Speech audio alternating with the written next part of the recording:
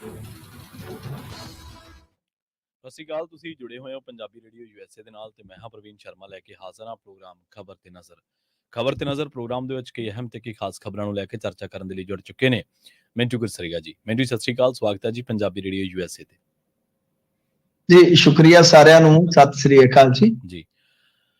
Sponsor ਕਰਦੇ ਨੇ Khalsa insurance agency ਵਾਲੇ, ਜਿਨ੍ਹਾਂ ਤੋਂ ਤੁਸੀਂ ਹਰ ਤਰੀਕੇ ਦੀ ਇੰਸ਼ੋਰੈਂਸ ਲੈ ਸਕਦੇ ਹੋ। ਇੰਸ਼ੋਰੈਂਸ ਬਾਰੇ ਪਤਾ ਕਰਨ ਦੇ ਲਈ ਇਹਨਾਂ ਦਾ ਨੰਬਰ ਹੈ 408-272-2500। ਇਹ 1992 ਤੋਂ ਲਗਾਤਾਰ ਇੰਸ਼ੋਰੈਂਸ ਬਿਜ਼ਨਸ ਦੇ ਵਿੱਚ ਸ਼ਾਨਦਾਰ ਸੇਵਾਵਾਂ ਦੇ ਰਹੇ ਨੇ ਤੇ ਅਮਰੀਕਾ ਭਰ ਦੇ ਵਿੱਚ ਇੰਸ਼ੋਰੈਂਸ ਕਰਦੇ ਨੇ। ਓਬਾਮਾ ਕੇਅਰ, ਮੈਡੀਕੇਅਰ ਜਾਂ ਫਿਰ ਕਵਰਡ ਕੈਲੀਫੋਰਨੀਆ ਬਾਬਤ ਪਾਲਿਸੀ ਕਰਵਾਉਣ ਦੇ ਲਈ ਜਾਂ ਫਿਰ ਕਿਸੇ ਵੀ ਤਰ੍ਹਾਂ ਦੀ ਇੰਸ਼ੋਰੈਂਸ ਲੈਣ ਦੇ ਲਈ ਅੱਜ ਹੀ ਕਾਲ ਕਰੋ 408-272-2500 ਤੇ।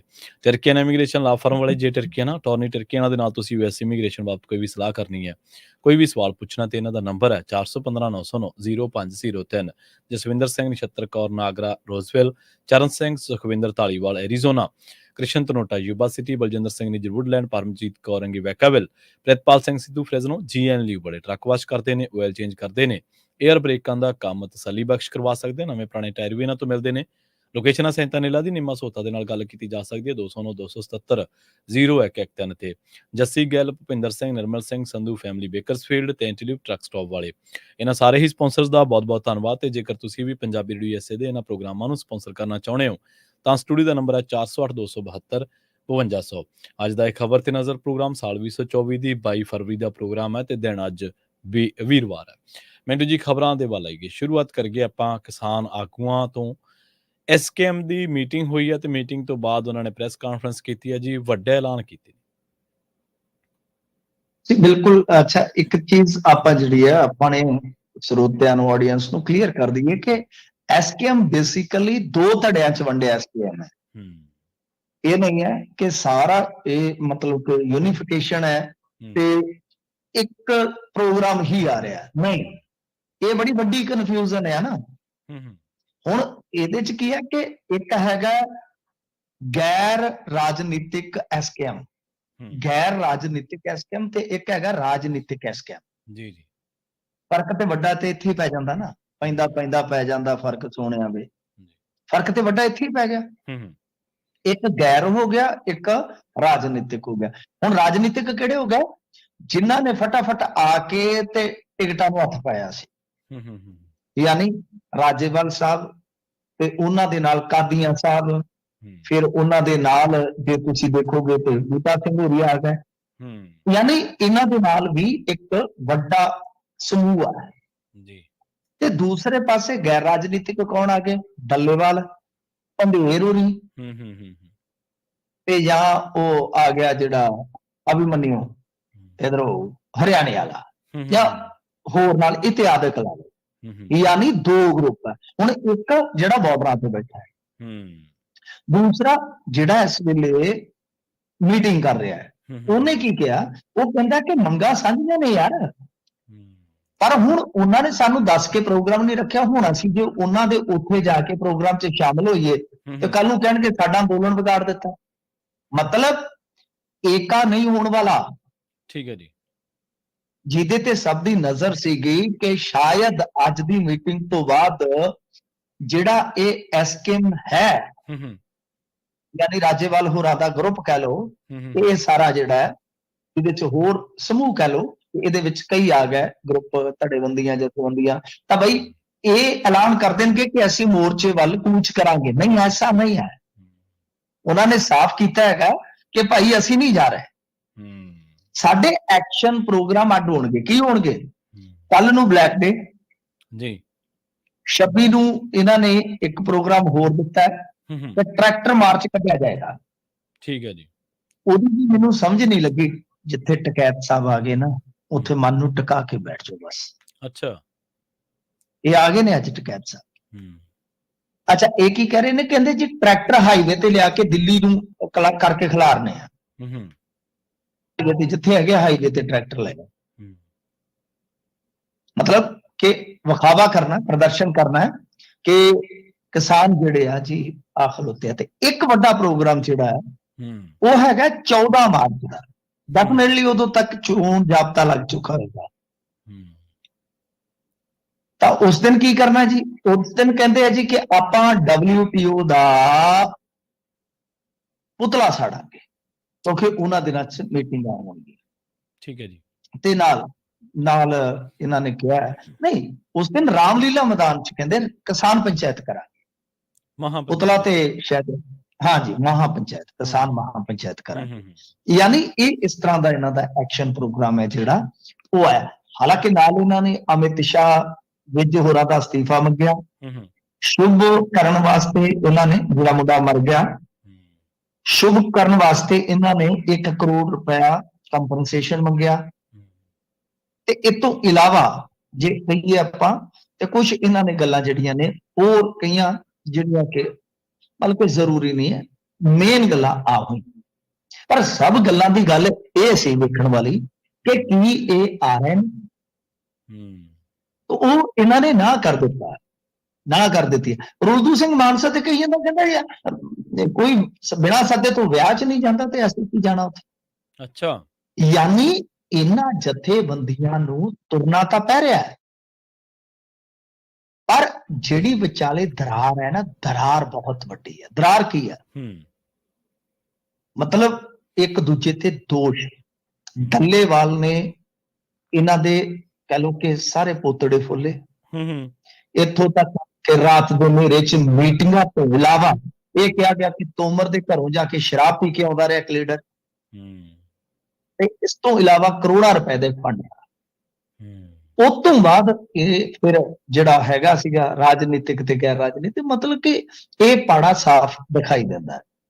ਪਰ ਇਹਦੇ 'ਚ ਹੁਣ ਪ੍ਰਵੀਨ ਜੀ ਤੁਹਾਨੂੰ ਮੈਂ ਸਾਰਾ ਕੁਝ ਜਿਵੇਂ ਦੱਸ ਰਿਹਾ, ਤੁਹਾਡੇ ਜ਼ਿਹਨ 'ਚ ਉੱਠੇਗਾ ਕਿ ਇਹ ਤੇ ਬੜਾ ਅਜੀਬੋ-ਗਰੀਬ ਜਿਹਾ ਹੋ ਗਿਆ ਨਾ ਕੰਮ, ਕਿ ਇੱਕ ਕਾਲ ਉਹ ਦੇ ਰਹੇ ਨੇ, ਇੱਕ ਐਕਸ਼ਨ ਪ੍ਰੋਗਰਾਮ ਇਹ ਦੇ ਰਹੇ ਨੇ, ਇੱਕ ਉਹ ਹੁਣ ਕੱਲ ਨੂੰ ਉਹਨਾਂ ਨੇ ਸ਼ਾਮ ਨੂੰ ਦੇਣਾ ਪ੍ਰੋਗਰਾਮ, ਨੂੰ ਕੀ ਦੇਣਗੇ? ਤਾਂ ਇਹਦਾ ਮਤਲਬ ਇਹ ਹੈ ਕਿ ਤੁਸੀਂ ਕਨਫਿਊਜ਼ ਕਰ ਰਹੇ ਹੋ ਕੈਡਰ ਨੂੰ। ਬੰਦਾ ਕਿੱਥੇ ਕਿੱਥੇ ਜਾਏਗਾ, ਇੱਕ ਦਿਨ ਖਨੌਰੀ ਜਾਏਗਾ, ਫਿਰ ਬਲੈਕ ਡੇ ਮਨਾਏਗਾ, ਫਿਰ ਉਹਨਾਂ ਦੀ ਕਾਲ ਆ ਜਾਏਗੀ, ਫਿਰ ਤੁਸੀਂ ਕੋਈ ਕਾਲ ਦੇ ਦਿਓਗੇ ਵਿੱਚ ਦੀ। ਤਾਂ ਸਮਝ ਨਹੀਂ ਆ ਰਹੀ ਕਿ ਇਹ ਜਿਹੜੇ ਐਕਸ਼ਨ ਪ੍ਰੋਗਰਾਮ ਅਲੱਗ-ਅਲੱਗ ਦਿੱਤੇ ਜਾ ਰਹੇ ਆ। ਜੇ ਮੰਗਾਂ ਸਾਂਝੀਆਂ ਨੇ ਤਾਂ ਪ੍ਰੋਗਰਾਮ ਵੀ ਫਿਰ ਸਾਂਝੇ ਜਿਹੇ ਹੋਣੇ ਚਾਹੀਦੇ ਆ ਜੀ।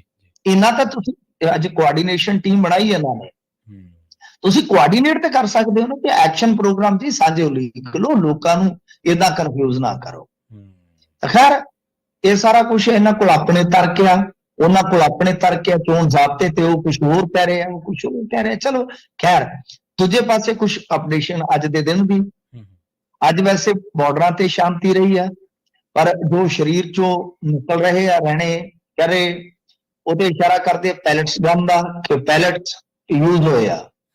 ਫਿਰ ਇਸ ਤੋਂ ਇਲਾਵਾ ਸ਼ੁਭਕਰਨ ਦੇ ਸੰਸਕਾਰ ਤੋਂ ਪਹਿਲਾਂ ਦੱਸਦੇ ਸੀ ਕਿ ਸਹਿਮਤੀ ਬਣ ਗਈ ਆ। ਹੁਣ ਆ 2 ਮਿੰਟ ਪਹਿਲਾਂ ਹੀ ਮੈਨੂੰ ਮੈਸੇਜ ਆਇਆ, ਉਹਦੇ 'ਚ ਇਹ ਅਪਡੇਸ਼ਨ ਹੈ ਕਿ ਭਾਈ ਸ਼ਾਇਦ ਫਿਰ ਅੜ ਗਏ ਆ, ਕਿਉਂਕਿ ਉਹ ਵਰਕਰ ਇਹਨਾਂ ਦਾ ਸੀ ਸਿੱਧੂਪੁਰ ਵਾਲਿਆਂ ਦਾ। ਇਹ ਕਹਿੰਦੇ ਆ ਕਿ ਪਹਿਲਾਂ ਜੋ ਵੀ ਐਲਾਨ ਕਰਨੇ ਆ ਸਰਕਾਰ ਉਹ ਕਰੇ, ਤੇ ਪਲੱਸ ਇਹ ਆ ਕਿ ਮਤਲਬ FIR ਦਰਜ ਹੋਵੇ, ਯਾਨੀ ਸੰਸਕਾਰ ਫੇਰ ਹੋਏਗਾ। ਪੋਸਟਮਾਰਟਮ ਤਾਂ ਸ਼ਾਇਦ ਹੋ ਗਿਆ, ਕਿ ਸੰਸਕਾਰ ਫੇਰ ਹੋਏਗਾ ਕਿ ਪਹਿਲਾਂ FIR ਦਰਜ ਕੀਤੀ ਜਾਵੇ। ਤਾਂ ਇਹ ਅੱਜ ਕਹਿ ਲਓ ਕਿ ਸਾਰੇ ਦਿਨ ਦੀ ਜਿਹੜੀ ਆ ਅਪਡੇਟ ਹੈ, ਜਿੰਨੀ ਕੁ ਹੁਣ ਤੱਕ ਦੀ ਆ। ਵੈਸੇ ਮਜੀਠੀਆ ਨੇ ਪ੍ਰੈਸ ਕਾਨਫਰੰਸ ਕੀਤੀ ਅੱਡ ਤੋਂ, ਭਗਵੰਤ ਮਾਨ ਨੂੰ ਟਾਊਟ ਦੱਸਿਆ, ਫਿਰ ਉਹਨਾਂ ਨੇ ਉਹਦੇ ਤੇ ਨਿਸ਼ਾਨੀ। ਯਾਨੀ ਇਸ ਤਰ੍ਹਾਂ ਕੁੱਲ ਮਿਲਾ ਕੇ ਸਿਆਸਤ ਵੀ ਆਪਣੀ ਚਾਲੇ ਚੱਲ ਰਹੀ ਆ। ਦੂਸਰੇ ਪਾਸੇ ਮੀਟਿੰਗਾਂ ਦਾ ਦੌਰ ਅੱਜ ਚੱਲਦਾ ਰਿਹਾ। ਖਨੌਰੀ ਜੋ ਕਿ ਕਹਿ ਲਓ ਕਿ ਕਾਫੀ ਜ਼ਿਆਦਾ ਹਿੰਸਾ ਦਾ ਉੱਥੇ ਵੱਡਾ ਕੇਂਦਰ ਬਣਿਆ ਰਿਹਾ। ਉੱਥੋਂ ਇਹ ਗੱਲ ਨਿਕਲ ਕੇ ਆਈ ਪ੍ਰਵੀਨ ਜੀ ਕਿ ਉੱਥੇ ਲੋਕ ਬਿਲਕੁਲ ਲੀਡਰਲੈਸ ਨਜ਼ਰ ਆਏ। ਕਾਕਾ ਸਿੰਘ ਤੋਂ ਗੱਲ ਨਹੀਂ ਬਣੀ, ਮਤਲਬ ਕਿ ਉਹ ਇਕੱਲੇ ਲੀਡਰ ਸਨ, ਤੇ ਉੱਥੇ ਜਿਹੜੇ ਮੁੰਡੇ ਸੀਗੇ ਖਾਸ ਤੌਰ ਤੇ ਨੌਜਵਾਨ ਸੀਗੇ, ਉਹਨਾਂ ਨੂੰ ਸਾਂਭਣ ਵਾਲਾ, ਸਮਝਾਉਣ ਵਾਲਾ ਉੱਥੇ ਕੋਈ ਨਹੀਂ ਸੀਗਾ। ਤੇ ਇੱਕ ਵੀਡੀਓ ਮੈਨੂੰ ਹੋਰ ਵੀ ਮਿਲੀ ਆ, ਜਿਹਦੇ 'ਚ ਜੋ ਆਪਾਂ ਵੇਖਿਆ ਟਰੈਕਟਰ ਟੋਟੇ, ਉਹਨਾਂ ਨੂੰ ਤੋੜਿਆ ਜਾ ਰਿਹਾ, ਤੇ ਲੁੱਕ ਕੇ ਜਿਹੜਾ ਵੀਡੀਓ ਬਣਾ ਰਿਹਾ ਉਹਦੇ ਵੱਲ ਵੀ ਪ੍ਰਵੀਨ ਜੀ ਛੱਡਿਆ ਗਿਆ। ਆ ਕੇ ਕੀ ਇਹਨੂੰ ਥਰੂ ਗੈਸ ਹੈ ਕਿ ਪਤਾ ਨਹੀਂ ਫਾਇਰ ਆ, ਵੀਡੀਓ ਵਾਲਾ ਭੱਜ ਗਿਆ। ਫਿਰ ਵੀਡੀਓ ਉੱਥੋਂ ਤੱਕ ਬਣੀ ਆ। ਤਾਂ ਝੰਡੇ, ਮਤਲਬ ਕਿ ਝੰਡੇ ਜਿਹੜੇ ਜਥੇਬੰਦੀਆਂ ਦੇ ਨੇ ਤੋੜ ਕੇ ਤੇ ਪੈਰਾਂ ਹੇਠ ਕੁਚਲੇ ਜਾ ਰਹੇ ਆ। ਯਾਨੀ ਉਹਨਾਂ ਦੇ ਮਨ ਦੇ ਵਿੱਚ ਜੋ ਗੁੱਸਾ, ਨਫ਼ਰਤ, ਘਿਰਣਾ ਉਹ ਸਾਫ਼ ਨਜ਼ਰ ਆ ਰਹੀ ਹੈ। ਤਾਂ ਹੀ ਮੈਂ ਕਹਿ ਰਿਹਾ ਕਿ ਮੈਨੂੰ ਤੇ ਉਵੇਂ ਲੱਗਦਾ ਕਦੇ-ਕਦੇ ਕਿ ਬੜੀ ਛੋਟਾ ਮੂੰਹ ਵੱਡੀ ਗੱਲ ਕਹਿਣ ਵਾਲੀ ਹੋ ਜਾਂਦੀ ਆ ਕਿ ਇਹ ਏਦਾਂ ਹੈ, ਠੀਕ ਹੈ। ਮੈਂ ਤੇ ਅੱਜ ਕਹਿ ਕੇ ਆਇਆ, ਚੈਨਲ ਤੇ ਵੀ ਕਹਿ ਕੇ ਆਇਆ, ਇਹ ਤੇ ਠੀਕ ਹੈ ਜਿੱਦਾਂ ਦੂਸਰਾ ਫਿਲਿਸਤੀਨ ਹੋ ਗਿਆ ਹੋਵੇ, ਬਿਲਕੁਲ ਇੱਕ ਆਈਸੋਲੇਸ਼ਨ ਦੇ ਵਿੱਚ ਚਲੇ ਜਾਣਾ, ਫਿਰ ਤਾਰਬੰਦੀ ਆ, ਵਾੜਾਬੰਦੀ ਕਰ ਦਿੱਤੀ ਗਈ ਆ, ਨਾਕੇਬੰਦੀ ਕਰ ਦਿੱਤੀ ਗਈ ਆ, ਮਤਲਬ ਕਿ ਫਿਰ ਤੁਹਾਡੀ ਜਿਹੜੀ ਕਹਿ ਲਓ ਕਿ ਇੱਕ ਖਿੱਤੇ ਦੀ ਆਪਣੀ ਸੋਵਰਨਿਟੀ ਹੁੰਦੀ ਹੈ ਜਿਹੜੀ, ਉਹਨੂੰ ਪਿੱਛੇ ਜਾਣਿਆ ਜਾ ਰਿਹਾ। ਤਾਂ ਮਤਲਬ ਕਿ ਪ੍ਰਭੂ ਸੱਤਾ ਨੂੰ ਚੈਲੰਜ ਹੈ। ਤਾਂ ਇਹ ਸਟੇਟ ਦੀ ਹਿੰਸਾ ਹੈ।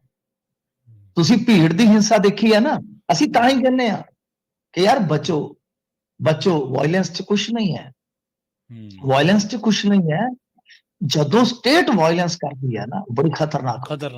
ਇਹ ਹੁਣ ਸਟੇਟ ਦਾ ਅੱਤਵਾਦ, ਸਟੇਟ ਦਾ ਹਿੰਸਾਵਾਦ ਬਹੁਤ ਖਤਰਨਾਕ ਹੁੰਦਾ।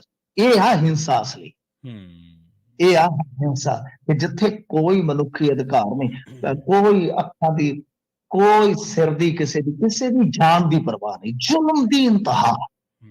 ਗੱਲ ਇਹ ਆ ਕਿ ਇਹਨਾਂ ਦੇ ਉੱਥੇ ਦਿੱਲੀ ਬੈਠੇ ਪੱਤਰਕਾਰ ਜਿਹੜੇ ਆ ਉੜਿੰਗੀ ਜਾਂਦੇ ਇਹਨਾਂ ਦੇ ਹੱਕ ਦੇ ਵਿੱਚ, ਪਰ ਇੱਥੇ ਦੀਆਂ ਪਰਿਸਥਿਤੀਆਂ ਵੱਖਰੀਆਂ ਨੇ। ਖੈਰ ਇਹ ਸਾਰਾ ਕੁਛ ਆ ਕਿ ਹੁਣ ਦੇਖੋ ਕੱਲ ਨੂੰ ਡੱਲੇਵਾਲ ਹੋ ਰਹੀ ਤੇ ਪੰਧੇਰ ਹੋ ਰਹੀ ਕੀ ਐਲਾਨ ਕਰਦੇ, ਕਿਉਂਕਿ ਉਹਨਾਂ ਨੇ ਆਖਿਆ ਸੀਗਾ ਕਿ ਅਸੀਂ 2 ਦਿਨ ਦਾ ਬ੍ਰੇਕ ਲਵਾਂਗੇ ਤੇ ਉਸ ਤੋਂ ਬਾਅਦ ਨਵਾਂ ਪ੍ਰੋਗਰਾਮ ਲਿਖਾਂਗੇ। ਜੀ। ਤੇ ਮੈਨੂੰ ਜੀ ਕਿਸਾਨ ਆਗੂ ਨੂੰ ਦੱਸਦੇ ਆ ਕਿ ਉਹਨਾਂ ਦੀ ਈਗੋ ਤੇ ਵੀ ਸਵਾਲ ਹੋਇਆ, ਤਿੱਖੇ ਸਵਾਲ ਹੋਇਆ ਕਿ ਤੁਸੀਂ ਆਪਦੀ ਈਗੋ ਕਿਉਂ ਨਹੀਂ ਛੱਡਦੇ, ਇਕੱਠੇ ਕਿਉਂ ਨਹੀਂ ਹੁੰਦੇ?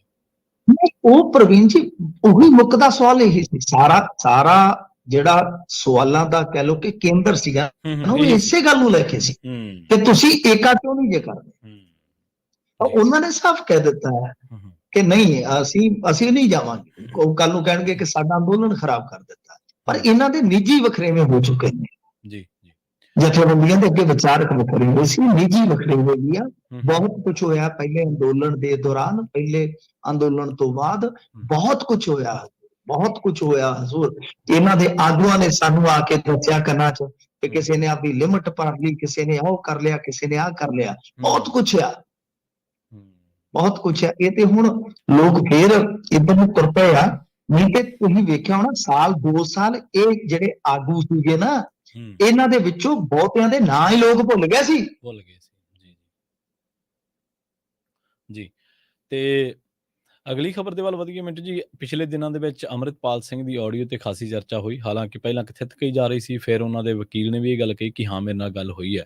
ਹੁਣ ਉਹਨਾਂ ਦੇ ਮਾਤਾ ਜੀ ਭੁੱਖ ਹੜਤਾਲ ਤੇ ਚਲੇ ਗਏ ਨੇ। ਹਾਂਜੀ, ਉਸ ਤੋਂ ਬਾਅਦ ਕਲਸੀ ਦੀ ਵੀ ਆਈ ਆਡੀਓ। ਹਾਂਜੀ ਕਲਸੀ ਦੀ ਵੀ ਆ ਗਈ ਸੀਗੀ।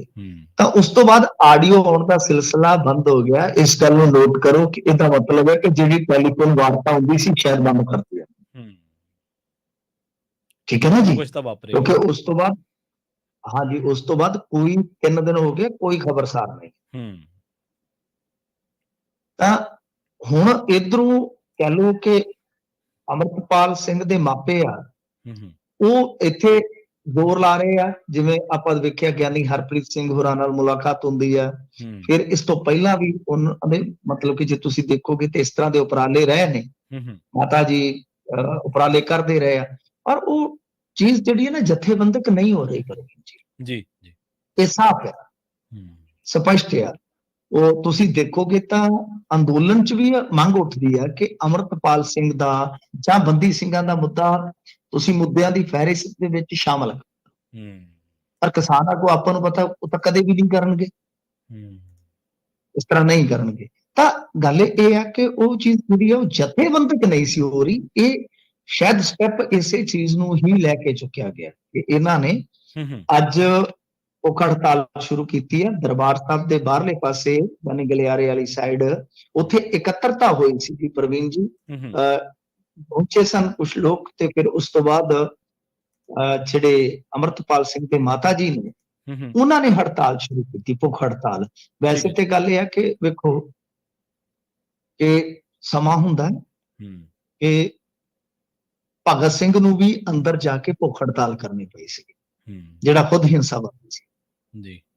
ਅਮਰਤਪਾਲ ਸਿੰਘ ਵੀ ਖਾੜਕੂ ਸੁਭਾਅ ਵਾਲਾ ਬੰਦਾ ਅੱਜ ਇਸੇ ਚੀਜ਼ ਦਾ ਹੀ ਸਹਾਰਾ ਲੈ ਰਿਹਾ ਤੇ ਮਾਤਾ ਜੀ ਵੀ ਫਿਰ ਇਸੇ ਕਿਉਂਕਿ ਇਹਨਾਂ ਚੀਜ਼ਾਂ ਦੀ ਕੋਈ ਵੇਖ ਲਓ ਵਿਰੋਧਤਾ ਵੀ ਨਹੀਂ ਨਾ ਕਰ ਰਿਹਾ ਹੁਣ ਸਾਰੇ ਕਹਿੰਦੇ ਕਿ ਹਾਂ ਜਾਂਚ ਪੜਤਾਲ ਕਰੋ ਜੀ ਵੇਖੋ ਕੀ ਆ ਉਹਨਾਂ ਦੇ ਬਣਦੇ ਅਧਿਕਾਰ ਜਿਹੜੇ ਸੁਰੱਖਿਅਤ ਕਰੋ ਆ ਫਰਕ ਹੁੰਦਾ ਕੁਝ ਚੀਜ਼ਾਂ ਦਾ ਖੈਰ ਠੀਕ ਆ ਵਿਚਾਰਧਾਰਾ ਆਪਣੀ ਜਗ੍ਹਾ ਤੇ ਆ ਪਰ ਮੈਂ ਹਮੇਸ਼ਾ ਕਹਿੰਦਾ ਕਿ ਭਾਈ ਜੋ ਉਹਨਾਂ ਦੇ ਅਧਿਕਾਰ ਹੈ ਉਹਨਾਂ ਦੀ ਸੁਰੱਖਿਅਤ ਜਿਹੜੀ ਕਹਾਣੀ ਹੈ ਨਾ ਉਹ ਜ਼ਿੰਮੇਵਾਰੀ ਆ ਮਾਨ ਸਾਹਿਬ ਦੀ ਬੇਸਿਕ ਜ਼ਿੰਮੇਵਾਰੀ ਜਿਹੜੀ ਹੈ ਪਰ ਕਮਾਲ ਦੀ ਗੱਲ ਹੈ ਕਿ ਕੋਈ ਗੱਲ ਸੁਣਨ ਨੂੰ ਇੱਥੇ ਤਿਆਰ ਨਹੀਂ ਹੈਗਾ ਮੈਂ ਤੁਹਾਨੂੰ ਇੱਕ ਗੱਲ ਹੋਰ ਅਫਸੋਸ ਨਾਲ ਕਹਾਂ ਅਸੀਂ ਤਾਂ ਫਿਰ ਵੀ ਕਹਿੰਦੇ ਆ ਜਿਹੜੇ ਸਾਨੂੰ ਕਹਿੰਦੇ ਸੀ ਫਲਾਣੇ ਕਾਮਰੇਡ ਆ ਚਲੋ ਸਰਟੀਫਿਕੇਟ ਛਾਪਦੇ ਰਹਿੰਦੇ ਨੇ ਅਸੀਂ ਫਿਰ ਵੀ ਵੱਜ ਕੇ ਗੱਲ ਕਰਦੇ ਜਿਹੜੇ ਬੰਦੇ ਕਹਿੰਦੇ ਸੀ ਨਾ ਮਰਾਂਗੇ ਨਾਲ ਤੇਰੇ ਉਹ ਗੱਲ ਕਰਨ ਤੋਂ ਵੀ ਡਰਦੇ ਆ ਕਸੂਰ ਜੀ ਗੱਲ ਕਰਨ ਤੋਂ ਜਿਹੜੇ ਪੱਤਰਕਾਰਾਂ ਨੇ ਵਿਊਜ਼ ਲਏ ਅਮਰਤਪਾਲ ਸਿੰਘ ਦੇ ਨਾਂ ਲੈ ਕੇ ਕੱਲਾ ਗਣਾ ਦੂੰ ਤੁਹਾਨੂੰ ਉਹਨਾਂ ਨੂੰ ਫੋਨ ਕਰਕੇ ਕਿਉਂ ਖਬਰ ਚਲਾ ਦੇ ਇਹ ਗੱਲਾਂ ਮੈਂ ਮਤਲਬ ਕਿ ਦਿਲੋਂ ਕਰ ਰਿਹਾ ਤੁਹਾਡੇ ਨਾਲ ਇਹ ਕੋਈ ਵਿਸ਼ਲੇਸ਼ਣ ਨਹੀਂ ਹੈ ਇਹ ਰਿਐਲਿਟੀ ਹੈ ਜ਼ੂਰ ਮਤਲਬ ਕਿ ਜਿਹੜੇ ਬੰਦਿਆਂ ਨੇ ਜਾ ਕੇ ਭਾਈ ਸਾਹਿਬ ਟਾਈਮ ਦਿਓ ਜੀ ਭਾਈ ਸਾਹਿਬ ਟਾਈਮ ਦਿਓ ਇੰਟਰਵਿਊ ਤੋਂ ਲੱਖਾਂ ਰੁਪਈਆ ਕਮਾਇਆ ਉਹਨਾਂ ਨੂੰ ਫੋਨ ਕਰਕੇ ਕਹੋ ਕਿ ਭਾਈ ਸਾਹਿਬ ਦੀ ਕੋਈ ਖਬਰ ਚਲਾ ਦਿਓ ਉਹ ਕਹਿਣਗੇ ਨਹੀਂ ਜੀ ਮਸਾਂ ਇੱਧਰੋਂ ਜਾਨ ਛੁੱਟਦੀ ਪਈ ਕਿਸਾਨਾਂ ਦੀ ਖਬਰ ਨਹੀਂ ਚਲਾ ਰਿਹਾ ਠੀਕ ਹੈ ਨਾ ਜੀ ਉੱਥੇ ਮਤਲਬ ਕਿ ਬਹੁਤ ਉਲਟੀ ਨੇਰੀ ਚੱਲਦੀ ਹੈ ਤਾਂ ਖੈਰ ਆਈ ਹੁਣ ਉਹਨਾਂ ਨੇ ਬੇਟੇ ਜੀ ਕਹਿੰਦੇ ਧੰਦਾ ਹੈ ਤਾਈਓ ਨੰਗਾ ਹੈ ਖਬਰਾਂ ਦਾ ਵੀ ਹੁਣ ਧੰਦਾ ਹੈ ਤਾਈਓ ਨੰਗਾ ਹੈ ਨਹੀਂ ਚਲੋ ਧੰਦਾ ਦੇਖੋ ਆਪਾਂ ਕਿਹੜਾ ਮੇਰੀ ਗੱਲ ਸੁਣੋ ਆਪਾਂ ਕਿਹੜਾ ਇੱਥੇ ਫ੍ਰੀ ਫੰਡ ਸੇਵਾ ਕਰਦੇ ਆ ਪਰ ਕੋਈ ਲਾਈਨ ਤਾਂ ਹੁੰਦੀ ਹੈ ਨਾ ਪੇਟ ਵਾਸਤੇ ਨਹੀਂ ਉਹੀ ਗੱਲ ਹੈ ਨਾ ਆਪਾਂ ਵੀ ਪੈਸੇ ਲਈ ਕੰਮ ਕਰਦੇ ਆ ਮੈਂ ਐਵੇਂ ਕਹੀ ਜਾਵਾਂ ਮੈਂ ਤਾਂ ਮੇਰੀ ਕੋਈ ਸਮਾਜ ਸੇਵਾ ਨਹੀਂ ਹੈ ਮੈਂ ਬੱਚਾ ਵੀ ਪਾਲਦਾ ਨਾ ਇਸੇ ਕੰਮ ਤੋਂ ਪ੍ਰੋਫੈਸ਼ਨ ਤੋਂ ਪਰ ਗੱਲ ਇਹ ਕੁਝ ਐਥਿਕਸ ਹੁੰਦੇ ਨੇ ਐਥਿਕਸ ਹੁੰਦੇ ਆ ਕੁਝ ਅਕਾਊਂਟੇਬਿਲਟੀ ਵੀ ਹੁੰਦੀ ਹੈ ਬੰਦੇ ਕੁਝ ਲੋਕ ਪ੍ਰਵੀਨ ਜੀ ਜ਼ਮੀਨ ਲਈ ਜ਼ਮੀਰ ਵੇਚ ਰਹੇ ਨੇ ਉਰੇ ਅਸੀਂ ਜ਼ਮੀਰ ਲਈ ਜ਼ਮੀਨ ਹੀ ਵੇਚੀ ਹਮੇਸ਼ਾ ਅਸੀਂ ਵੇਚੀ ਤਾਂ ਗੱਲ ਇਹ ਆ ਕਿ ਇੱਥੇ ਇਸ ਤਰ੍ਹਾਂ ਦੀ ਉਲਟੀ ਨੇਰੀ ਵਗਦੀ ਹੈ ਹੁਣ ਕੋਈ ਅਮਰਤਪਾਲ ਸਿੰਘ ਦਾ ਨਾਂ ਲੈ ਕੇ ਨਹੀਂ ਰਾਜੀ ਜਿਹੜੇ ਬੰਦਿਆਂ ਨੇ ਜਾ ਕੇ ਘੰਟੇ ਦੀ ਹਰੇਕ ਹਫ਼ਤੇ ਇੰਟਰਵਿਊ ਕੀਤੀ ਸਮਾਂ ਲੈ ਕੇ ਜੀ ਤਾਂ ਖੈਰ ਇਹ ਭੁੱਖ ਹੜਤਾਲ ਸ਼ੁਰੂ ਹੋਈ ਆ ਪਰ ਇਹਦੇ ਵਿੱਚ ਵੀ ਇੱਕ ਚੀਜ਼ ਜਿਹੜੀ ਆ ਤੁਸੀਂ ਦੇਖਿਆ ਹੋਣਾ ਰਾਜੋਆ ਨਾਲ ਜਦੋਂ ਭੁੱਖ ਹੜਤਾਲ ਤੇ ਗਏ ਤਾਂ ਉਦੋਂ ਪੰਥਕ ਆਗੂਆਂ ਨੇ ਕਿਹਾ ਸੀਗਾ ਕਿ ਸਿੱਖ ਸਿਧਾਂਤਾਂ ਦੇ ਉਲਟ ਹੈ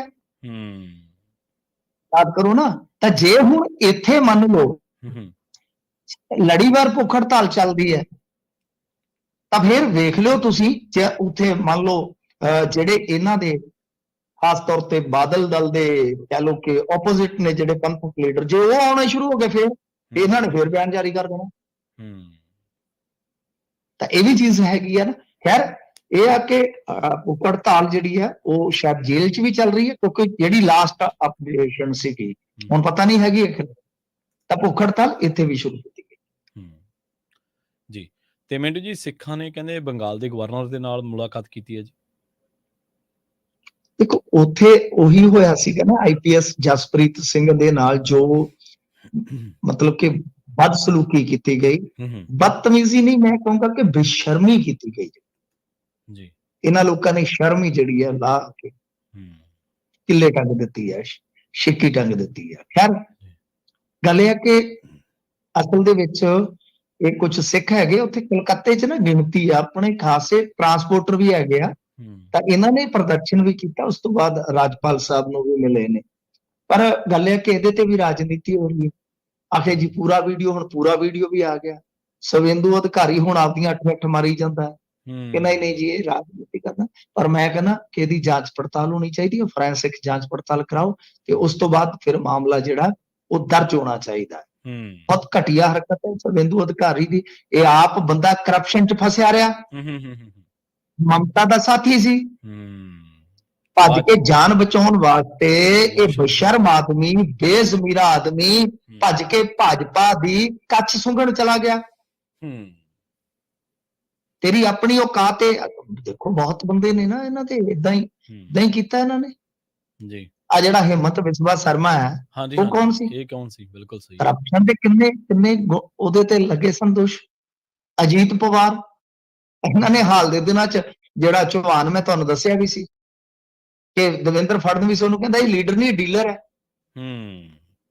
ਮਤਲਬ ਕਿ ਇਹਨਾਂ ਦਾ ਕੋਈ ਹੈ ਨਹੀਂ ਗਾ, ਕੋਈ ਸਿਧਾਂਤ ਨਹੀਂ, ਕੋਈ ਲੈਣਾ ਨਹੀਂ, ਕੋਈ ਦੇਣਾ ਨਹੀਂ ਹੈ।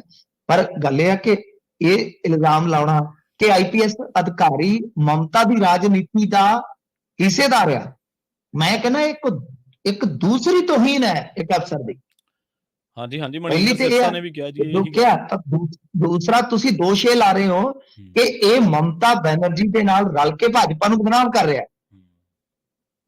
ਤਾਂ ਗੱਲ ਇਹ ਹੈ ਕਿ ਇਹਦੇ ਤੇ ਕਾਰਵਾਈ ਹੋਣੀ ਚਾਹੀਦੀ ਹੈ। ਇਹਨਾਂ ਨੇ ਤਮਾਸ਼ਾ ਬਣਾ ਰੱਖਿਆ, ਅੱਧੇ ਖਾਲਿਸਤਾਨੀ, ਅੱਧੇ ਪਾਕਿਸਤਾਨੀ, ਇਹੀ ਬਸ ਰਹਿ ਗਏ ਨੇ ਖਾਲਿਸ ਹਿੰਦੁਸਤਾਨੀ। ਤੁਸੀਂ ਮੋਦੀ ਦੀ ਨੀਤੀਗਤ ਆਲੋਚਨਾ ਕਰ ਲਓ, ਇਹ ਕਹਿਣਗੇ ਐਂਟੀ ਹਿੰਦੂ ਹੈ। ਤੁਸੀਂ ਕਿਸਾਨ ਦੀ ਗੱਲ ਕਰ ਲਓ, ਇਹ ਕਹਿਣਗੇ ਕਿ ਜੀ ਇਹ ਆਈਐਸਆਈ ਦੇ ਏਜੰਟ ਨੇ, ਇਹ ਚਾਈਨਾ ਦੇ ਏਜੰਟ ਨੇ। ਮਤਲਬ ਕਿ ਇਹਨਾਂ ਨੇ ਸਭ ਤੋਂ ਵੱਡਾ ਛਾਪਾਖਾਨਾ ਲਾ ਰੱਖਿਆ ਜੀ, ਲਾ ਰੱਖਿਆ। ਬਿਲਕੁਲ ਜੀ, ਜਿਹੜਾ ਬੋਲੇ ਉਹਦਾ ਸਰਟੀਫਿਕੇਟ ਛਾਪ ਦਿੰਦੇ ਨੇ। ਖੈਰ ਗੱਲ ਇਹ ਆ ਕਿ ਮਾਨ ਨੇ ਵੀ ਇਹਦੇ ਤੇ, ਸੀਐਮ ਸਾਹਿਬ ਨੇ ਵੀ ਬਿਆਨ ਦਿੱਤਾ, ਹੋਰ ਵੀ ਪ੍ਰਤੀਕਰਮ ਆਏ ਆ।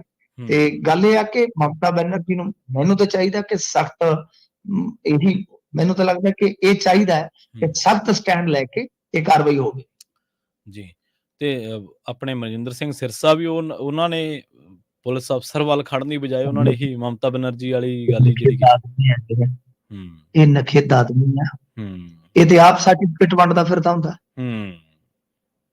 ਇਹਨਾਂ ਤੋਂ ਕੀ ਉਮੀਦ ਕਰਦੇ ਹੋ? ਜਿਹੜਾ ਬੰਦਾ ਇਹਨਾਂ ਤੋਂ ਉਮੀਦ ਲਾ ਕੇ ਚੱਲਦਾ ਨਾ ਕਿ ਪੰਥ ਦਰਦੀ ਨੇ, ਮੈਨੂੰ ਲੱਗਦਾ ਕਿ ਉਹ ਬੰਦਾ ਦੁਨੀਆ ਦੀ ਸਭ ਤੋਂ ਵੱਡੀ ਗਫਲਤ ਦਾ ਸ਼ਿਕਾਰ ਹੈ। ਇਕਬਾਲ ਸਿੰਘ ਲਾਲਪੁਰਾ ਨਿੱਕੀ ਨਿੱਕੀ ਗੱਲ ਤੇ ਘੱਟ ਗਿਣਤੀ ਕਮਿਸ਼ਨ ਦਾ ਲਓ ਜੀ, ਨੋਟਸ ਲਾਓ, ਆ ਚੱਕੋ ਜੀ ਨੋਟਸ। ਦੇਖੋ ਹੁਣ ਕੋਈ ਨੋਟਸ ਨਹੀਂ। ਹਾਂ, ਹੁਣ ਪੁਰੀ ਸਾਹਿਬ ਕੋਲੇ ਬੈਠੇ ਸੀਗੇ। ਇਹ ਪੂਰੀ ਹੋਰਾਂ ਨੇ ਕੀ ਪੂਰੀਆਂ ਪਾਉਣੀਆਂ ਨੇ। ਹਾਂਜੀ। ਤੇ ਮਿੰਟੂ ਜੀ, ਸੰਧਵਾ ਸਾਹਿਬ ਹੁਣ ਐਮਐਸਪੀ ਤੇ ਲੇਖ ਲਿਖਣ ਦੇ ਮੁਕਾਬਲੇ ਕਰਵਾਉਣ ਦਾ ਐਲਾਨ ਕਰ ਰਹੇ ਨੇ ਜੀ। ਇਹਨਾਂ ਨੂੰ ਜੇ ਕਿਤੇ ਇਹ ਮਿਲਣਾ, ਇਹਨਾਂ ਨੂੰ ਤੁਸੀਂ ਸਵਾਲ ਕਰੋ ਤੇ ਤੁਹਾਨੂੰ ਕਹਿਣਗੇ ਨਹੀਂ ਨਹੀਂ ਨਹੀਂ ਨਹੀਂ, ਨੋ ਨੋ ਨੋ, ਆਈ ਐਮ ਦਾ ਸਪੀਕਰ ਜੀ, ਮੈਂ ਕੋਈ ਪੋਲੀਟੀਕਲ ਟਿੱਪਣੀ ਨਹੀਂ ਕਰਨੀ। ਹੁਣ ਕੀ ਕਰ ਰਹੇ ਹੋ ਤੁਸੀਂ? ਐਮਐਸਪੀ ਤੇ ਲੇਖ ਜਾ ਕੇ ਲਿਖਾ ਰਹੇ ਹੋ, ਕੀ ਆ? ਟੈਕਨੀਕਲ ਕਾਲਜਾਂ ਦੇ ਵਿਦਿਆਰਥੀਆਂ ਦੇ ਮਤਲਬ ਕਿ ਗਏ ਤੇ ਕਹਿੰਦੇ ਕਿ ਵਿਧਾਨ ਸਭਾ 'ਚ ਨਾਮ ਦੇਵਾਂਗੇ ਜਿਹੜਾ ਕੋਈ ਵਧੀਆ ਲੇਖ ਲਿਖੇਗਾ। ਚਲੋ ਚੰਗੀ ਗੱਲ ਹੈ, 51,000, 31,000, 21,000, ਪਰ ਕੋਈ ਚੰਗਾ ਸਟੂਡੈਂਟ ਹੋਵੇ, ਕੋਈ ਸੁਣਦਾ ਹੋਵੇ ਤੇ ਦੱਸ ਦਿਓ। ਕੋਈ ਟੈਕਨੀਕਲ ਕਾਲਜ 'ਚ ਪੜ੍ਹਦਾ ਹੋਵੇ ਵਿਦਿਆਰਥੀ, ਚਲੋ ਅਸੀਂ ਨਾਮ 'ਚੋਂ ਹਿੱਸਾ ਨਹੀਂ ਲੈਣਾ, ਬੋਝ ਕੇ ਜੇ ਇੱਕ ਲਾਈਨ ਪਾ ਦਿਓ ਕਿ ਐਮਐਸਪੀ ਤੁਸੀਂ ਵੀ ਦੇ ਸਕਦੇ ਜੇ। ਜੀ ਜੀ ਜੀ, ਮੈਨੂੰ ਲੱਗਦਾ ਕਿ ਉਹਨੂੰ ਸਭ ਤੋਂ ਜ਼ਿਆਦਾ ਨਾਮ ਮਿਲੇਗਾ। ਹੋ ਸਕਦਾ ਉਹਦਾ ਨਾ ਹੀ ਕਾਲਜ 'ਚੋਂ ਕੱਟ ਦੇ। ਤੇ ਉਹ ਇੱਕ ਤੁਹਾਡੀ ਬੀਬੀ ਸੀ ਚੁਟਕੀ ਦੇਵੀ, ਜਿਹੜੀ ਕਹਿੰਦੀ ਚੁਟਕੀ 'ਚ ਐਮਐਸਪੀ ਦੇਵਾਂਗੇ। ਹਾਂਜੀ ਹਾਂਜੀ, ਬਿਲਕੁਲ, ਉਹ ਵੀ ਲੇਖ 'ਚ ਲਿਖ ਦਿਓ। ਮਾਨ ਸਾਹਿਬ ਨੇ ਇੱਕ ਪਿੰਡ ਦੀ ਸੱਥ 'ਚ ਖਲੋ ਕੇ ਕਿਹਾ ਸੀ ਕਿ ਆਪਣੀ ਕਣਕ ਵਿਕਦੀ ਹੈ 1800 ਨੂੰ, ਦਿੱਲੀ 'ਚ ਵਿਕੂ 2600 ਨੂੰ। ਕਿਉਂ? ਕਿਉਂਕਿ ਉੱਥੇ ਸਵਾਮੀਨਾਥਨ ਕਮਿਸ਼ਨ ਦੀ ਸਿਫਾਰਿਸ਼ ਲਾਗੂ ਹੈ। ਉਹ ਵੀ ਲਿਖਦੇ ਵਿੱਚ ਜੀ। ਮਤਲਬ ਕਿ ਇਹ ਸਭ ਸਿਆਸਤਾਂ ਨੇ ਹਜ਼ੂਰ, ਸਭ ਸਿਆਸਤਾਂ ਨੇ। ਇਹਨਾਂ ਨੂੰ ਕਹੋ ਕਿ ਕਿਸੇ ਟੇਬਲ ਤੇ ਆ ਕੇ ਕਿਸੇ ਕਿਸਾਨ ਆਗੂ ਨਾਲ ਆ ਗੱਲਾਂ ਕਰੋ। ਛੱਡ ਦਿਓ 5 ਮਿੰਟ ਤੇ ਸਾਡੇ ਵਰਗੇ ਨਾਲ ਹੀ ਆ ਜਾਓ ਕਿਤੇ। ਨਾ ਹਾਕੀ ਨਾ ਬੱਲਾ, ਕੱਲੇ ਨੂੰ ਕੱਲਾ ਜੀ ਜੀ। ਗੱਲ ਇਹ ਆ ਕਿ ਐਮਐਸਪੀ ਤੇ ਲੇਖ ਬਸ ਮੁੱਦਾ ਚੁੱਕ ਲਿਆ ਤੇ ਉਸ ਮੁੱਦੇ ਨੂੰ ਘੁਮਾਈ ਚਲੋ। ਗੱਲਾਂ ਆਪਦੀਆਂ ਕੀਤੀਆਂ ਭੁੱਲੋ ਨਾ। ਸੰਧਵਾ ਸਾਹਿਬ ਉਹੀ ਹੈ ਨਾ ਜਿਹੜੇ ਪਰਾਲੀ ਵਾਲੇ ਜਾ ਕੇ ਵਾਹਣ ਦੇ ਵਿੱਚ ਖਲੋ ਕੇ ਪਰਾਲੀ ਦਾ ਹੱਲ ਦੱਸਦੇ ਹੁੰਦੇ ਸੀ। ਤੇ ਹੁਣ ਜੇ ਕੋਈ ਇਹਨਾਂ ਨੂੰ ਸਵਾਲ ਕਰ ਲੈ, ਕਹਿੰਦੇ ਬੈਠੋ ਬੈਠੋ ਬੈਠੋ ਬੈਠੋ ਬੈਠੋ ਬੈਠੋ, ਤੁਸੀਂ ਬੈਠੋ ਬੈਠੋ, ਮੈਂ ਸਪੀਕਰ ਹਾਂ। ਬਰਗਾੜੀ ਵੀ ਗਏ ਸੀ, ਉੱਥੇ ਤੇ ਜਾਂਦੇ ਰਹਿੰਦੇ ਨੇ। ਉੱਥੇ ਤੇ ਜਾਂਦੇ, ਹੁਣ ਨਹੀਂ ਜਾਂਦੇ ਜੀ, ਹੁਣ ਨਹੀਂ ਜਾਂਦੇ, ਪਹਿਲਾਂ ਜਾਂਦੇ ਸੀ। ਹਾਂ, ਪਹਿਲਾਂ ਤੇ 2-3 ਵਾਰੀ ਜਾ ਕੇ ਆਏ। ਹਾਂਜੀ, ਕਹਿੰਦੇ ਪਹਿਲਾਂ ਤਾਂ ਐਂ ਵੀ ਕਿ ਮਿੰਟੂ ਜੀ ਕਹਿੰਦੇ ਜੇ 80 ਦਿਨਾਂ ਦੇ ਪਤਾ ਨਹੀਂ ਕਿੰਨੇ ਦਿਨਾਂ 'ਚ ਇਨਸਾਫ ਨਾ ਮਿਲਿਆ ਤਾਂ ਮੈਂ ਆਪਦੀ ਕੁਰਸੀ ਛੱਡ ਦੂੰ, ਉਹ ਦਿਨ ਤਾਂ ਪਤਾ ਨਹੀਂ 1 ਵਾਰੀ ਲੰਘ ਗਏ ਕਿ 2 ਵਾਰੀ ਲੰਘ ਗਏ। ਹਫ਼ਤੇ ਕਈ ਦਿਨ ਲੰਘ ਗਏ ਆ ਜੀ। ਕਈ ਦਿਨ ਲੰਘ ਇਹਨਾਂ ਦੀ ਕੁਰਸੀ ਉਹ ਲੰਘ ਜਾਣੀ, ਤੁਸੀਂ ਦਿਨਾਂ ਦੀ ਗੱਲ ਕਰਦੇ ਹੋ। ਤੁਸੀਂ ਦੇਖ ਲਿਓ ਇੱਥੇ, ਤੁਸੀਂ ਇੱਥੇ ਮੈਂ ਮੈਂ ਪੰਜਾਬੀ ਰੇਡੀਓ ਯੂਐਸ ਦੇ ਪੁਰਾਣੇ ਲਿਸਨਰ ਨੂੰ ਪਤਾ, ਮੈਂ ਅਕਾਲੀਆਂ ਛੱਡੋ, ਕਾਂਗਰਸ ਸਰਕਾਰ ਵੇਲੇ ਵੀ ਕਿਹਾ ਸੀ ਕੁਛ ਨਹੀਂ ਹੋਣਾ, ਇਹਨਾਂ ਦੀ ਸਰਕਾਰ ਵੇਲੇ ਵੀ ਕਹਿਣਾ। ਨਹੀਂ, ਮੈਨੂੰ ਚੰਗੀ ਤਰ੍ਹਾਂ ਯਾਦ ਆ ਮਿੰਟੂ ਜੀ, ਦੇਖੋ ਕਈ ਗੱਲਾਂ ਤੁਹਾਡੇ ਯਾਦ ਰਹਿ ਜਾਂਦੀਆਂ। 2018, 19, 20 ਦੇ ਜਦੋਂ ਆਪਣੇ ਕੋਨੋਂ ਵਿਜੇ ਪ੍ਰਤਾਪ ਦਾ ਰੌਲਾ ਪਿਆ ਸੀਗਾ, ਉਹਨਾਂ ਟਾਈਮਾਂ ਦੇ ਵਿੱਚ ਵੀ ਆਪਾਂ ਇਹੀ ਚਰਚਾ ਕਰਦੇ ਰਹੇ ਕਿ ਸਾਰੀ ਜਿਹੜੀ ਜਾਂਚ ਆ ਉਹ ਡਿਰੇਲ ਹੋ ਚੁੱਕੀ ਹੈ, ਤੇ ਹੁਣ ਤਾਂ ਆਪਾਂ ਉਹ ਸਾਰਾ ਕੁਝ ਦੇਖੀ ਜਾਂਦੇ ਖਬਰਾਂ ਦੇ ਰੂਪ ਦੇ ਵਿੱਚ। ਤੇ ਤੁਸੀਂ ਕਮਾਲ ਵੇਖੋ ਕਿ ਜਿਹੜਾ ਪੀੜਤ ਆ ਉਹ ਕਹਿੰਦਾ ਕੁੰਵਰ ਵਿਜੇ ਪ੍ਰਤਾਪ ਨੇ ਸਾਡਾ ਕੇਸ ਹੀ ਖਰਾਬ ਕਰਤਾ। ਹਾਂਜੀ, ਪੀੜਤ ਤੇ ਜਿਹੜੇ ਪੰਥਕ ਆਗੂ ਆ ਉਹਨੂੰ 골ਡ ਮੈਡਲ ਦਿੱਤੀ ਕਮੇਟੀ ਜੀ। ਕਰੋਗੇ ਕੀ? ਬਿਲਕੁਲ। ਤੇ ਮਿੰਟੂ ਜੀ, ਜਾਂਦੇ ਜਾਂਦੇ ਗੱਲ ਕਰੀਏ ਲੋਕ ਸਭਾ ਚੋਣਾਂ ਦੀ, ਇਹਨਾਂ ਦੀ ਤਰੀਕਾਂ ਦੀ ਅਫਵਾਹ ਫੈਲ ਗਈ ਜੀ। ਹਾਂਜੀ, ਦੇਖੋ ਇਹ ਨਾ ਇੱਕ ਸ਼ੈਡਿਊਲ ਜਿਹੜਾ ਹੈ ਨਾ ਉਹ ਵਾਇਰਲ ਹੋਇਆ ਅੱਜ ਕਿ ਭਾਈ ਆ ਤਰੀਕਾਂ ਤੇ ਇਲੈਕਸ਼ਨ ਹੋਏਗਾ, ਮਤਲਬ ਕਿ ਲਿਖਿਆ ਗਿਆ ਚੋਣਾਂ ਦਾ ਨੋਟੀਫਿਕੇਸ਼ਨ 12 ਮਾਰਚ 2024 ਨੂੰ, ਨਾਮਜ਼ਦਗੀ ਪੱਤਰ 28 ਮਾਰਚ ਨੂੰ, ਪੋਲਿੰਗ 19 ਅਪ੍ਰੈਲ ਨੂੰ, ਜਦਕਿ ਵੋਟਾਂ ਦੀ ਗਿਣਤੀ 22 ਮਈ ਨੂੰ। ਐਸਾ ਕੁਛ ਨਹੀਂ ਹੈ, ਅਜਿਹਾ ਕੁਛ ਨਹੀਂ ਹੈ। ਇਹ ਬਹੁਤ ਜ਼ਿਆਦਾ ਸਰਕੂਲੇਟ ਹੋ ਰਹੀ ਆ ਪੋਸਟ, ਐਸਾ ਕੁਛ ਨਹੀਂ ਹੈ ਪ੍ਰਵੀਨ ਜੀ। ਇਹ ਜਦੋਂ ਵੀ ਐਲਾਨ ਹੋਏਗਾ, ਨੋਟੀਫਿਕੇਸ਼ਨ ਜਾਰੀ ਹੋਣਾ ਆ, ਤੇ ਉਹ ਪਹਿਲੀ ਗੱਲ ਹੈ ਕਿ ਇਹ 6-7 ਫੇਜ਼ਸ ਦੇ ਵਿੱਚ ਇਲੈਕਸ਼ਨ ਹੋਣਾ ਹੈ, ਪੜਾਵਾਂ 'ਚ, ਗੇੜਾਂ 'ਚ ਜਿਹਨੂੰ ਆਪਾਂ ਕਹਿ ਦਿੰਦੇ ਹਾਂ। ਦੂਜੀ ਗੱਲ ਇਹ ਹੈ ਕਿ ਇਹਦਾ ਬਕਾਇਦਾ ਤੌਰ ਤੇ ਜੋ ਇਲੈਕਸ਼ਨ ਕਮਿਸ਼ਨ ਆਫ ਇੰਡੀਆ ਹੈ ਉਹਦੇ ਹੈੱਡਕੁਆਟਰ ਤੋਂ ਹੁੰਦਾ ਹਮੇਸ਼ਾ ਐਲਾਨ। ਠੀਕ ਹੈ ਨਾ ਜੀ, ਜਦੋਂ ਚੋਣ ਜਾਬਤਾ ਲਾਉਂਦੇ ਆ। ਇਸ ਕਰਕੇ ਇਹ ਅਫਵਾਹ ਹੈ। ਜੇ ਕੋਈ ਤੁਹਾਡੇ ਕੋਲ ਇਸ ਤਰ੍ਹਾਂ ਦੀ ਕੋਈ ਸੂਚਨਾ ਆਵੇ ਵੀ ਤੇ ਇਹਦੇ ਤੇ ਗੌਰ ਕਰਨ ਜਾਂ ਸਮਝ ਆਇਆ ਕਰਨ ਦੀ ਕੋਈ ਜ਼ਰੂਰਤ ਨਹੀਂ ਹੈ। ਜੀ ਮਿੰਟੂ ਜੀ, ਇਹਨਾਂ ਖਾਸ ਖਬਰਾਂ ਤੇ ਖਾਸ ਜਾਣਕਾਰੀਆਂ ਦੇ ਲਈ ਤੁਹਾਡਾ ਬਹੁਤ ਬਹੁਤ ਧੰਨਵਾਦ ਜੀ। ਸ਼ੁਕਰੀਆ ਜੀ ਪ੍ਰਵੀਨ ਜੀ। ਪ੍ਰੋਗਰਾਮ ਖਬਰ ਤੇ ਨਜ਼ਰ ਨੂੰ ਆਪਾਂ ਇੱਥੇ ਹੀ ਸਮਾਪਤ ਕਰਾਂਗੇ। ਤੁਹਾਡਾ ਸਾਰਿਆਂ ਦਾ ਵੀ ਬਹੁਤ ਧੰਨਵਾਦ। ਸਤਿ ਸ੍ਰੀ ਅਕਾਲ। ਜੁੜੇ ਰਹੋ ਪੰਜਾਬੀ ਰੇਡੀਓ USA ਦੇ ਨਾਲ।